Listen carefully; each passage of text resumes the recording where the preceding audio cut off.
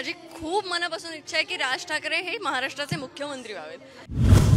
सगळ्यांनी मिळून असं ठरवलं की बाबा राज ठाकरेच मुख्यमंत्री व्हावे. सगळ्यांनी मिळून असं ठरवलं की बाबा राज ठाकरेच मुख्यमंत्री व्हावे. मनसेचा गुढीपाडवा मेळावा अवघ्या काही तासावर येऊन ठेपलेला आहे. राज ठाकरे नेमकी काय भूमिका मांडणार, राज ठाकरे नेमकं काय बोलणार याची उत्सुकता खरं तर सगळ्यांना लागलेली आहे. आणि त्यांना ऐकण्यासाठी म्हणून राज्याच्या कानाकोपऱ्यातून लोक खरं तर आज शिवाजी पार्कवर जमत असतात आणि राज ठाकरे यांना ऐकत असतात. राज ठाकरे यांना ऐकण्यासाठी खास एक मुलगी खरं तर आपल्यासोबत आहे, जी खरं तर कोकण हार्टेड गर्ल म्हणून प्रसिद्ध आहे. अंकिता आपल्यासोबत आहेत. अंकिता, अनेक लोक येतात, तू देखील आली आहेस. आज काय आहे मनामध्ये, राज ठाकरे काय बोलणार आहेत, काय वाटतं, काय बोलणार आहे? खूप जास्त एक्साइटमेंट आहे. म्हणजे पाडवाला आपण सगळेजण सकाळी सेलिब्रेशन आणि संध्याकाळी साहेबांचं भाषण हे सगळ्यांच्याच मनात असतं की आम्हाला ऐकायचं की साहेब आज काय सांगणार आहेत. आणि यावेळेला जनतेच्या मनात बरेच प्रश्न आहेत. बरेच आपण काही बातम्या अशा ऐकल्या आहेत की असं होणार आहे तसं होणार आहे. मग नक्की काय होणार आहे हे आज साहेबच सांगणार आहे. त्याच्यामुळे भरपूर उत्सुकता आहे. तू आज लवकर आली आहेस, पहिल्यांदा पाडवा मेळावा हा खरं तर अटेंड करते आहेस.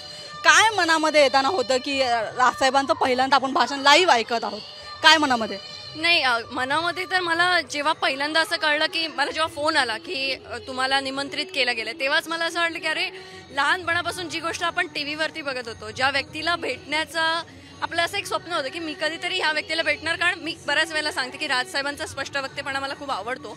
आणि ती एक म्हणजे काही पॉलिटिशियन्स आपल्याला आवडतात, त्यातली ती एक व्यक्ती आहेत की त्यांचा स्वभाव आणि त्यांचं जी शैली आहे ती मला आवडते. सो आज त्यांना प्रत्यक्षात बघायला मिळते आणि ते सुद्धा त्यांच्याकडनं निमंत्रण आलंय आणि आम्ही इथे आहोत. सो ही खूप मोठी गोष्ट आहे माझ्यासाठी. म्हणजे सगळ्यांना उत्सुकता लागलेली आहे की राज ठाकरे नेमकी काय भूमिका घेणार. मात्र मागच्या काही वर्षामध्ये महाराष्ट्राचं जे राजकारण ढवळून निघालेलं आहे आणि राज ठाकरे मध्यंतरी अमित शहा यांना भेटून आले, त्याच्यानंतर एक असं सुरू झालं होतं की मनसे आता सत्तेमध्ये जाईल. एक म्हणजे तुम्ही त्यांना ऐकायला आलेले श्रोते म्हणून तरी काय वाटतं की राज ठाकरे यांनी सत्तेत जावं का, म्हणजे सरकारमध्ये सामील व्हावं का? माझी तर सरकारमध्ये सामील होण्यापेक्षा माझी खूप मनापासून इच्छा आहे की राज ठाकरे हे महाराष्ट्राचे मुख्यमंत्री व्हावेत. त्याच्यामुळे ते सरकार व्हावं काय व्हावं, मला तर कधी कधी असं वाटतं सगळ्यांनी मिळून असं ठरवलं की बाबा राज ठाकरेच मुख्यमंत्री व्हावेत आणि त्यांनी काही महिने तो महाराष्ट्र सांभाळून लोकांनी बघावं की ते कशा पद्धतीने सांभाळत आहेत किंवा काय. त्यामुळे मी हा फार विचार करत नाही, कारण मी आधीपासून राजकारण या विषयावरती जास्त इंटरेस्टेड नव्हते. पण काही कारणाने म्हणजे आता सोशल मीडियाच्या माध्यमातून जास्त मुद्दे मांडल्यानंतर राजकारणाशी कुठेतरी आमचं कनेक्शन एक हे होतं. आणि जसे पॉलिटिशियन्स असतात, जसे समाजसेवक असतात, तसं कुठेतरी आम्ही सुद्धा समाजासाठी काहीतरी काम करतोय. त्यामुळे ते कनेक्शन झाल्यामुळे ह्या राजकारणाशी थोडासा संबंध आल्यामुळे ह्या गोष्टीतलं काही कळतं. पण माझी खूप इच्छा आहे की सत्ता कोणाची असो किंवा काय असो, पण राज ठाकरे मुख्यमंत्री एकदा व्हावं त्यांनी.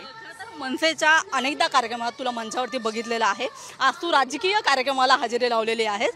राज ठाकरेची भूमिका मांडतीलच, पण जर राज ठाकरेंनी असा निर्णय घेतला सपोज की नाही जायचं सत्तेसोबत, तर मग चालेल. मला मी त्यांच्या निर्णयाशी काही हे नाही आहे. मला त्यांचं काही की ते छान काम करतात किंवा आतापर्यंत मी काही कामं केली, म्हणजे माझं नाव नेहमीच मनसेसोबत जोडलं जातं. पण असं कधीही मला कुठेही त्यांनी जाणवू दिलं नाही की आमच्या फायद्यासाठी आम्ही तुझा वापर करून घेतोय किंवा काय. जेवढे पण रील स्टार्स आहेत किंवा जेवढे पण सोशल मीडिया इन्फ्लुएन्सर आहेत त्यांच्याकडनं त्यांना कधीही कुठची मदत लागली ना, तर हा एकच पक्ष होता जो पहिला उभा राहिला आणि त्यानंतर भारतीय जनता पार्टी आमच्या पाठीशी उभी होती.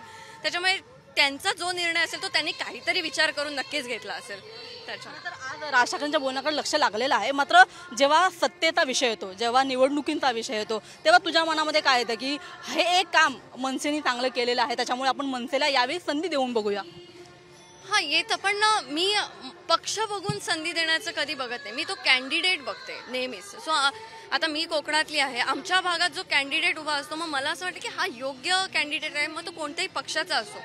मी तो कॅन्डिडेट बघते, तिथे मी पक्ष नाही बघत. खरं तर मनमोकळेपणाने अंकित आपल्याशी बोललेली आहे. निवडणुकीचे दिवस आहेत, अनेक घडामोडी घडत आहेत. अशावेळी राज ठाकरे काय बोलणार याच्याकडे अनेकांचं लक्ष लागलेलं आहे. मात्र राज ठाकरे सत्तेत जाऊ न जाऊ, पण राज ठाकरे मुख्यमंत्री व्हावेत अशी जी एक इच्छा आहे ती सुद्धा अंकिताने बोलून दाखवलेली आहे. कॅमेरामन नितीन बोदारेसह मी रुपाली बडवे, साम टीव्ही, मुंबई. देश विदेशातील प्रत्येक घडामोडींचे लाईव्ह अपडेट मिळवण्यासाठी आता साम टीव्हीच्या सर्व सोशल मीडिया प्लॅटफॉर्मला लाईक, फॉलो आणि सबस्क्राईब करा. तसंच सर्व नोटिफिकेशनसाठी बेल आयकॉन प्रेस करायला विसरू नका.